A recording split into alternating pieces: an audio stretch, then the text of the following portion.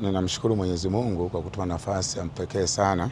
Mimi ni mmoja wanachama wa Chama cha Mapinduzi ambaye pia nimejitokeza kuchukua fomu kugombea ubunge katika jimbo la Nzega mjini, ikiwa ni sehemu yangu na ni haki kama wanachama, lakini vile vile na kuomba ridhaa kwa mchakato mzima wa chama changu cha Mapinduzi.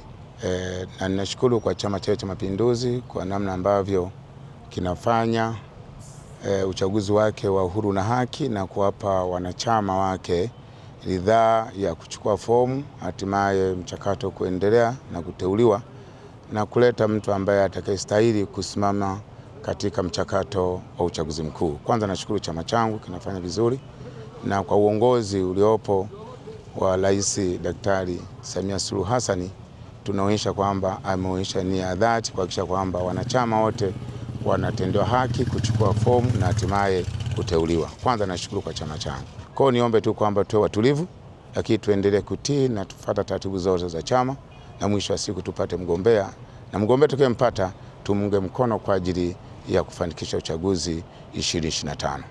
Oktoba tunatiki.